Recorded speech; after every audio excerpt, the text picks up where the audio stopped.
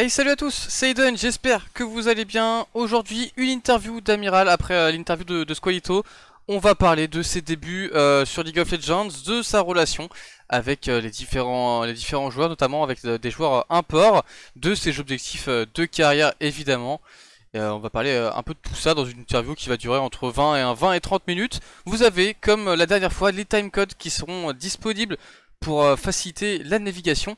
Et sur ce, je vous souhaite une bonne interview. Merci d'avoir accepté cette invitation. Est-ce que Bah, est-ce que tu peux te pas de présenter en, souci. en quelques mots, Amiral? Ouais, bien sûr. Alors, moi, du coup, c'est Alan Elbari. Euh, voilà, donc j'ai 20 ans. J'habite en région parisienne, précisément dans le 9-2, à Ok. Fontenay-Rose. Et voilà, pas grand-chose à dire d'autre. Donc pour ceux qui Je- connaissent pas, t'es jungle chez Wartox depuis. Oui, exactement. Je suis jungle chez Wartox depuis le début de l'année. Le contrat a commencé en janvier. Voilà, voilà. Ok, très bien. Du coup, on parle justement, t'es jungle. C'est un rôle particulier sur LoL, on va pas se mentir. Pourquoi t'as fait ce choix? Comment ça t'est venu quoi? Alors, c'est un peu particulier. Euh, j'ai jamais réellement eu de rôle dans la jungle pendant pas mal d'années. Enfin, dans League of Legends, tu vois, pendant Mhm. pas mal d'années. Je jouais beaucoup support, notamment des picks comme Gragas, Nico, etc. Des trucs un peu spicy qui Ouais. m'amusaient bien. Avec lequel j'ai atteint des paliers plutôt décents à l'époque. Je dirais qu'en S8, je suis monté diamant 4, je crois, à l'époque. C'était peut-être diamant 5 encore en S8 Ouais, ça doit être ça, ouais. avec ce genre de pick. Et je jouais aussi jungle de temps en temps parce que j'adorais Lee Sin, parce que j'adorais son playstyle. Enfin, un classique en fait. Le Mhm. champion était hyper intéressant, du coup, je jouais beaucoup. Pareil avec Gragas en jungle aussi, qui pouvait être joué. Donc, pourquoi derrière j'ai choisi ce rôle? Parce que à partir d'un certain moment, je suis arrivé assez haut en rang. Je suis arrivé à environ diamant 1, et je crois que diamant 1 c'était pas trop dégueu à l'époque. Ouais. Ça commençait à le devenir un peu, mais c'était enfin, ça restait pas mal. Et, euh, et je parlais un petit peu avec des gens de l'époque avec lesquels je jouais, et on me disait que il fallait que je me spécialise. Quoi qu'il arrive, si jamais je voulais monter plus haut, parce que ça allait être trop compliqué, je pense, de devoir jouer deux rôles sans en avoir appris un des deux spécifiquement. Ouais. Donc bah, j'ai choisi la jungle après avoir. En fait, je pense, j'ai d'abord choisi inconsciemment le support parce que j'ai beaucoup spam support, et je suis monté master avec des picks comme Pike, etc. Ouais, d'accord, des pics Puis un peu carry quoi. ouais, exactement. Puis ensuite j'ai compris que si j'allais vouloir mettre encore plus la main à la pâte, il allait falloir que je roll swap, parce que support, malheureusement, je pense qu'à l'époque je comprenais pas assez bien comment le rôle fonctionnait et ce que je devais faire. Mhm. Et donc j'ai trouvé plus de facilité à jouer en jungle afin de monter. Et donc en mi-S8, début S9, j'ai commencé à jouer jungle. Un peu plus sérieusement, mais toujours dans la limite du raisonnable. Et donc ouais, j'ai commencé à jouer jungle, et je commence à monter. C'est là que je me suis fait un petit peu remarquer dans le dans le un petit peu haut du ladder, dans les master 200 LP environ. Ok. Ok, ok. Classique. Classique. T'as commencé justement quand LoL, on va dire. Et quand est-ce que t'as compris justement que tu pouvais perf à haut niveau? T'as un peu répondu à cette question. Mais ouais, quand est-ce que t'as commencé à jouer à LoL, on va dire? Quelle saison à peu près? Si tu te souviens. Alors en gros, League of Legends, je l'ai commencé probablement à la saison 1. Ok. Sauf que j'avais 20 ans et le jeu a 9 ans, je crois. Bientôt 10 même, il en a Il 10. a, il a Donc, plus de 10 ans maintenant. On est à la saison 11, donc il a 11 ans. exactement. Donc en fait, j'avais 10 ans. Et en gros, c'est hyper intéressant parce qu'en gros, j'ai découvert le jeu parce qu'à l'époque, il me semble en 2010, c'était un peu la génération Facebook. Mhm. Et en gros, sur Facebook, moi j'avais pas accès à Facebook, mais mon grand frère avait Facebook. Et j'allais dessus de temps en temps. Et en fait, ce qui était hyper sympa, c'est que sur sur la droite et la gauche, il y avait des pubs. Bah oui. Et moi, j'adorais chercher. Enfin, en fait, j'étais en permanence à la recherche de jeux parce que je m'ennuyais un peu à l'époque. J'avais fini un peu ma période Call of Duty, je pense. Call of Duty Black Ops 2, je crois qu'il était sorti à ce moment-là. Mhm. Et je cherchais des jeux à jouer sur lesquels je pourrais m'amuser et tout sur l'ordinateur. Notamment, je pense que je cherchais un MMORPG à l'époque parce que je kiffais ce genre de jeu. Ouais. Et je suis tombé en fait sur LoL. J'ai cliqué, j'ai téléchargé, Et t'es tombé j'ai dedans lancé quoi. le jeu. En fait, petite anecdote, j'ai lancé le jeu en 2010.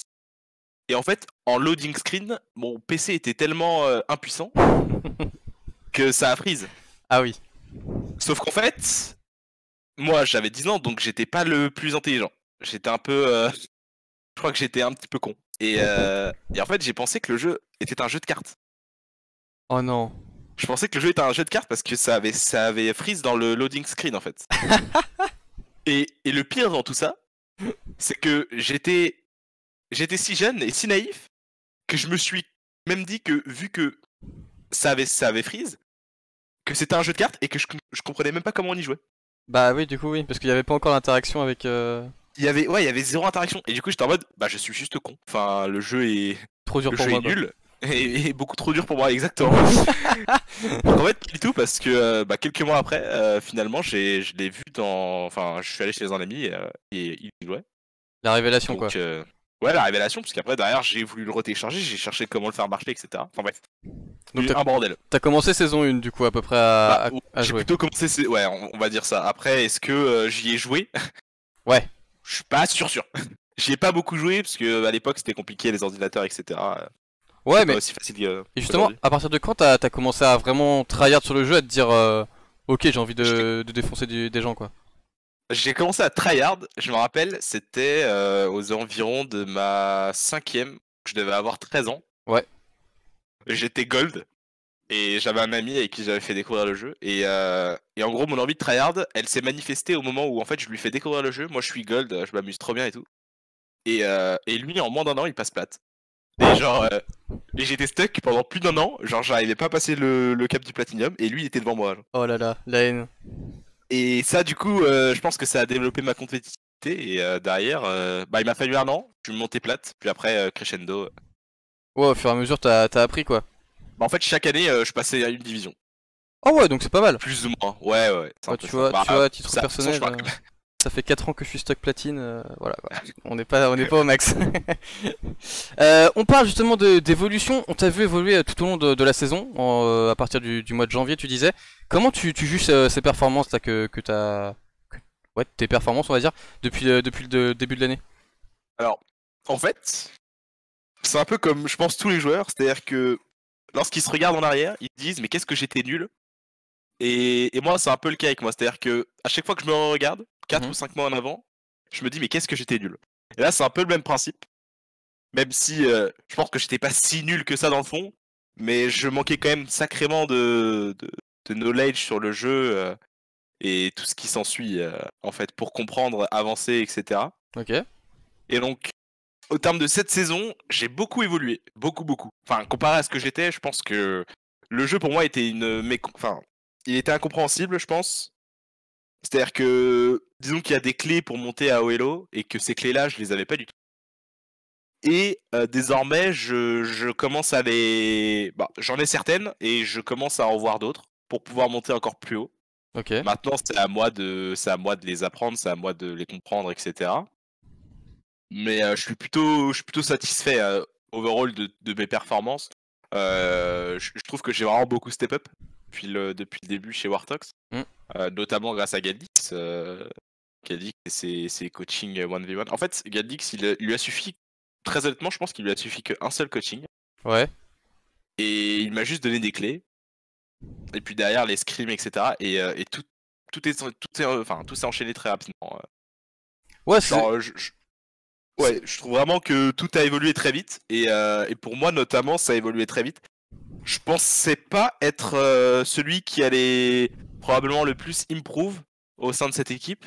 C'est-à-dire que je voyais quand même de sacrées têtes d'affiche, notamment mon ADC, notamment Vigil à l'époque, Mhm. qui était l'un de nos premiers midlaners. Je les voyais beaucoup plus forts que moi parce qu'ils avaient déjà quand même vachement plus d'expérience que moi. Et puis c'est avéré au cours de l'année que j'étais probablement l'un de ceux qui avaient le plus évolué. Et j'en étais plutôt content. Et tu parlais justement de ces progrès, tu les expliques notamment par Galdic, c'est ça? Avec ses Ouais, méthodes de coaching. exactement. Ouais. Il t'a fait progresser sur l'aspect mental aussi, j'imagine? Alors, il y a deux choses qu'il faut comprendre. League of Legends, c'est un jeu stratégique, mais c'est aussi un jeu mental. Ouais. Et Gadlix, mentalement, il m'a dit un peu clairement ce qu'on sait tous finalement, c'est que si on veut évoluer au sein de n'importe quel monde, il faut pas être énervé. Hmm. Il faut pas se mettre la pression. La toxicité, c'est pas bon. Ouais. Un peu comme tout finalement. Je veux dire, au travail, si t'es énervé par rapport à tes clients, etc., ça marche jamais non plus. Donc c'est un peu le même principe. Il faut savoir rester calme. C'est un jeu. Donc c'est plus dur de rester calme lorsqu'on perd. Mais il faut savoir être bon perdant et apprendre de ses erreurs. En étant toujours, en restant toujours calme et juste en tirant parti de ses défaites, en fait. D'accord. Et il y a notamment le deuxième aspect qui, en fait, lui, est purement et simplement sur le jeu. C'est-à-dire qu'il m'a donné des clés que lui avait, et moi j'ai su un peu les exploiter.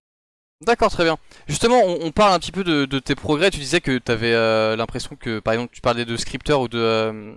Ah, j'ai perdu son nom. Vigile. Vigile, voilà.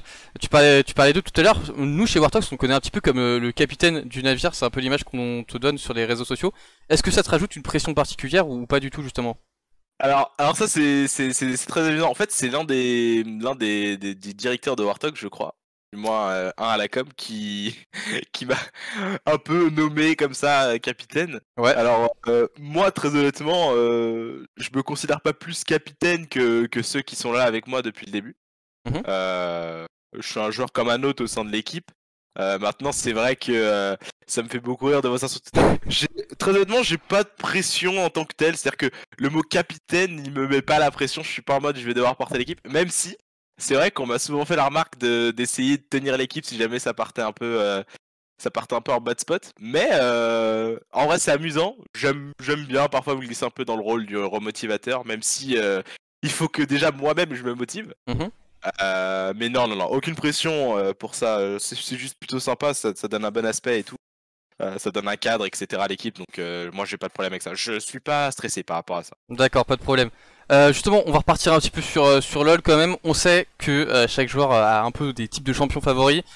Toi, quelles sont tes préférences? Je sais qu'on t'a vu récemment sur de la Morgana quand c'était un peu broken le champion, Rumble ou même Gwen plus récemment.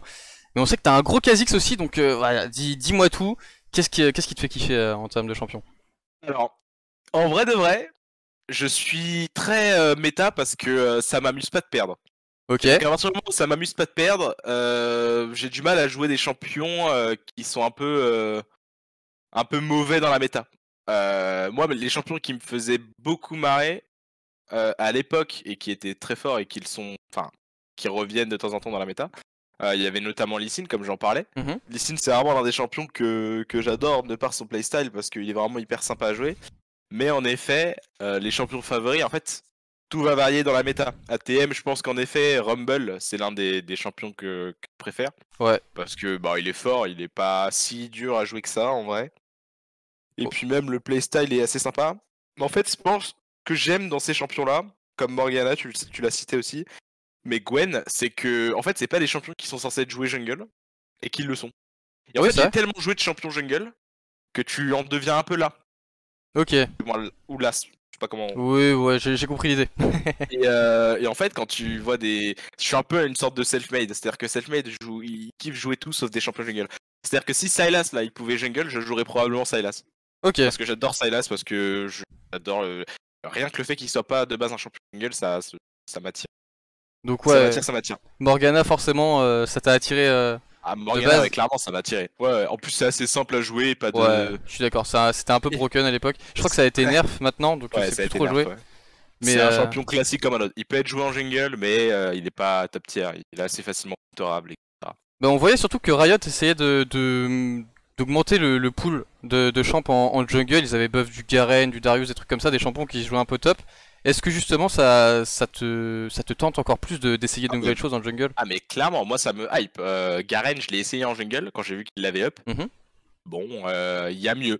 Ouais. Il y a mieux, c'est pas le meilleur des champions, malheureusement, mais s'il le up, je serais chaud de le jouer, hein, Ok. à 100%. Bah écoute, hâte de voir ça.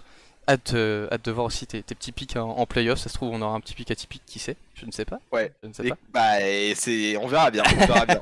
On verra. Tu vas pas nous livrer tous tes secrets. Ah, je ne leak pas, je ne leak pas. Ah non, non, faut pas leak. On va repartir un peu sur toi. Quels sont tes objectifs personnels à court et à long terme? À court, j'imagine que ça va être la qualification En de Div 2? Wartox en Div 2. Et en Ouais. long terme, c'est quoi? Les LFL peut-être? Même En si c'est long un peu... terme, en long terme, si on part du principe que le long terme c'est peut-être dans 2-3 ans, Voilà, c'est ça.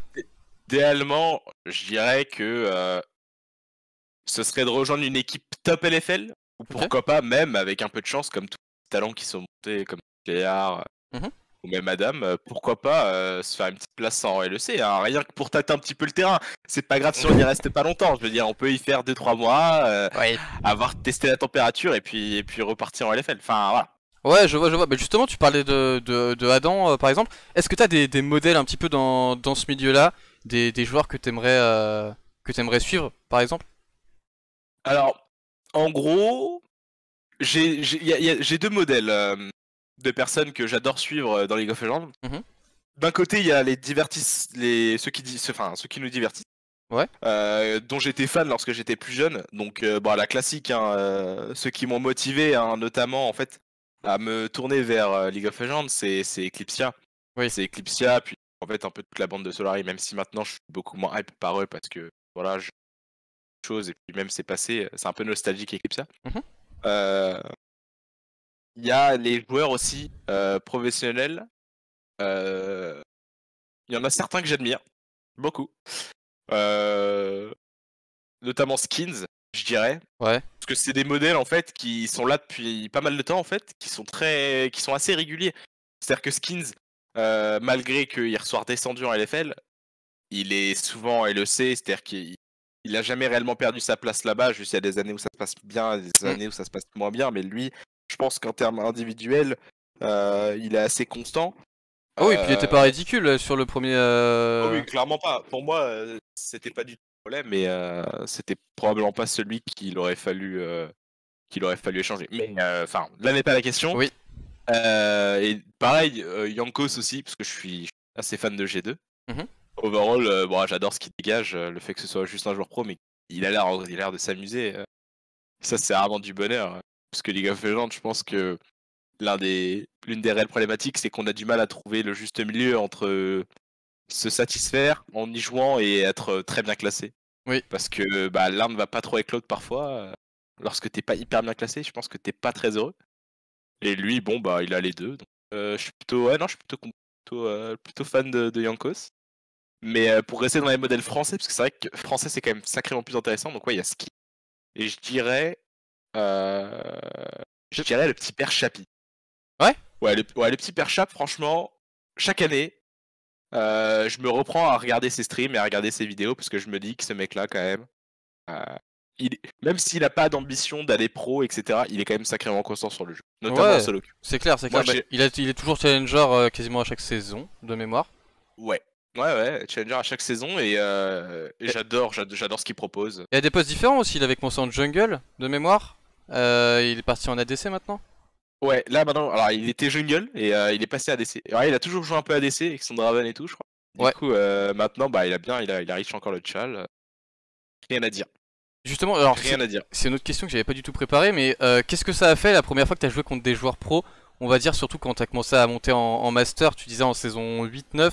Oh, ouais. Qu'est-ce que ça t'a fait personnellement quand tu t'es dit putain, lui je le connais, il est dans une équipe pro, tu vois? Ouais. Bah en gros, je pense que l'un des premiers joueurs pro qui m'a marqué, parce qu'avant il n'y avait pas LoL Pro, etc. Du moins, je ne connaissais pas l'outil LoL Pro. Du coup, je pense que je réalisais pas forcément parfois lorsque je jouais avec des joueurs pro. Je pense que l'un des premiers c'était Caps. Ouais. Genre, j'ai réalisé que j'étais content. Et je ne vais pas te mentir. Tu la campes? Je ne l'ai pas camp. Ok. Je me suis juste dit que j'allais perdre, mais que j'allais être content de perdre pour une fois. Ok, je vois. Et je crois même même avant Caps, lorsque j'étais encore à l'époque du diamant, j'étais tombé contre Kamel. Et Kamel à l'époque était. Enfin, Kameto. Ouais. Kameto était à l'époque. Il était master. Il jouait encore. Je crois que c'était à l'époque encore d'Eclipsia. Hein. Il était encore chez Eclipsia. Ou alors il venait d'emménager au locaux de Solari sur Paris. Donc, ouais, peut-être un moment de Solari lorsqu'ils avaient emménagé sur Paris. Et en fait, je suis tombé contre lui. Il était sur un Smurf. Et je le savais. Et pareil, bah, je me suis laissé perdre en fait. Ok. Je me suis laissé perdre tranquillement. Je me suis dit que bon, c'était pas grave, de toute manière, on n'avait pas la gagner, mais c'était sympa d'avoir joué contre. On va repartir un petit peu sur toi et sur le jeu en équipe notamment, parce qu'on sait que là Warthog c'est une équipe principalement composée d'imports. Est-ce que c'est dur au début de jouer avec des joueurs qui sont imports, surtout quand on est français de base, notamment avec l'anglais? Alors très honnêtement, au début, je ne pensais pas que ça allait être une problématique pour moi parce que je parle très bien anglais. Ok. Je parle assez couramment anglais, donc j'ai pas pensé qu'il y allait avoir un réel problème à devoir communiquer en anglais, notamment avec des internes.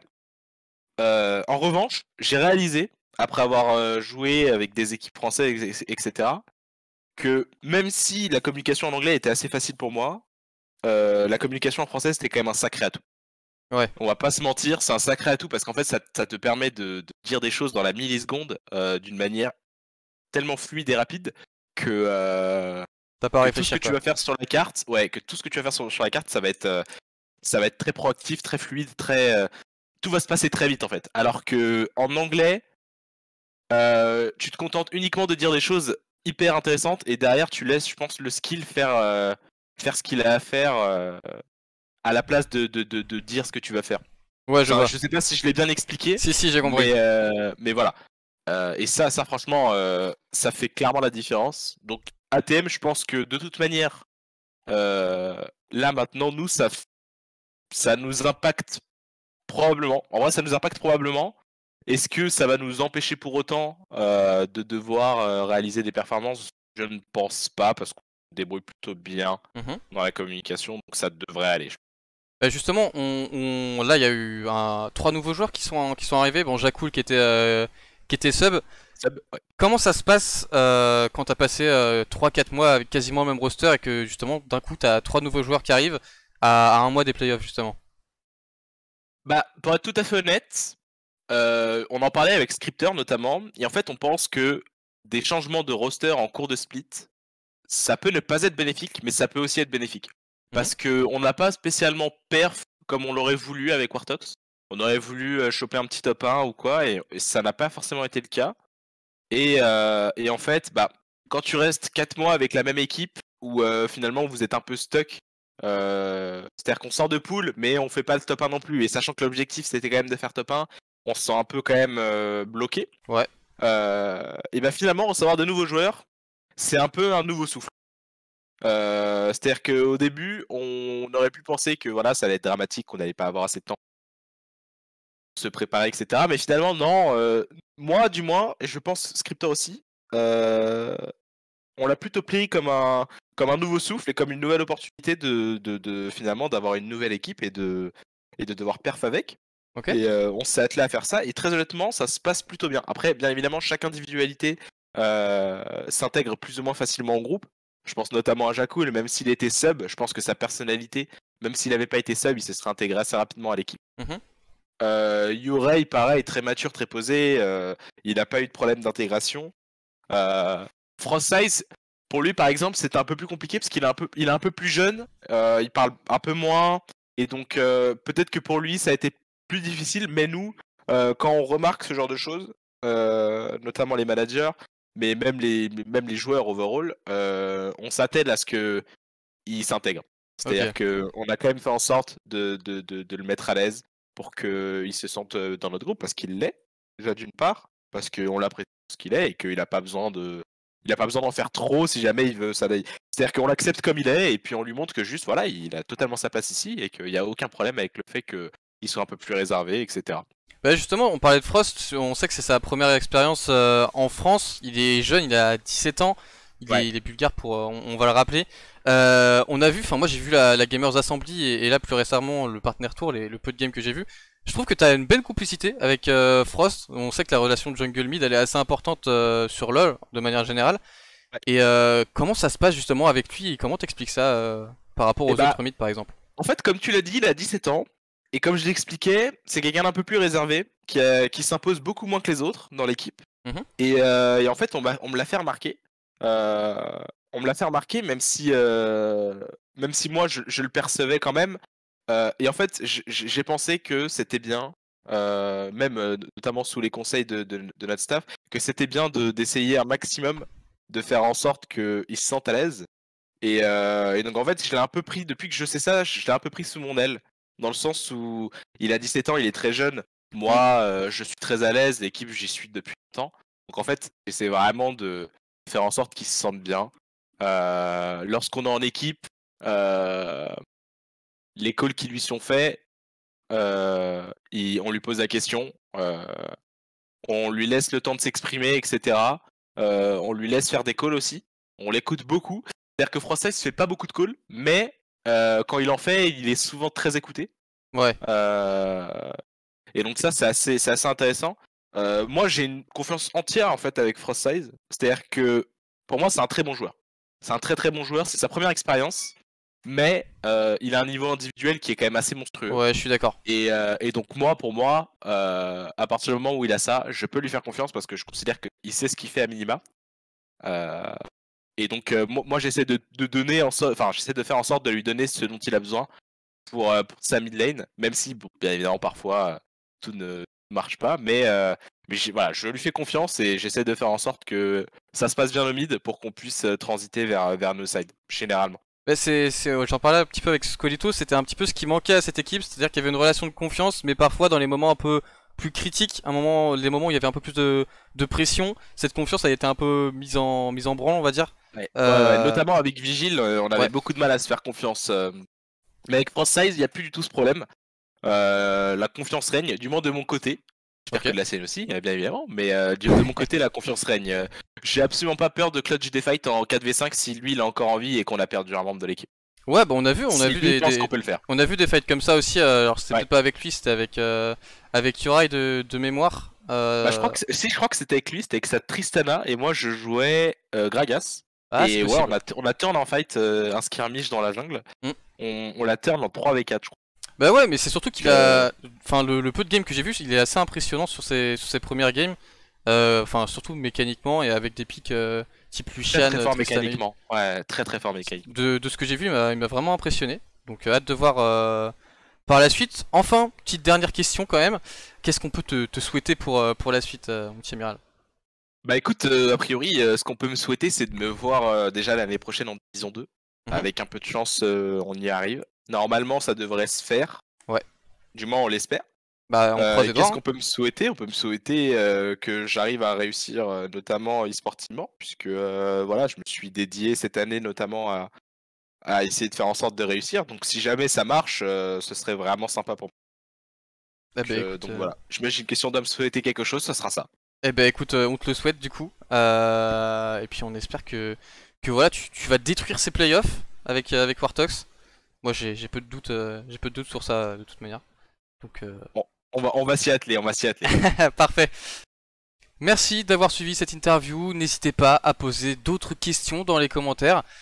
On se retrouve pour les playoffs directement ce week-end. N'hésitez pas à suivre Wartox du coup sur leurs réseaux sociaux pour être au courant de tout ce qui va se passer et suivre notamment les aventures d'Amiral et de Squalito.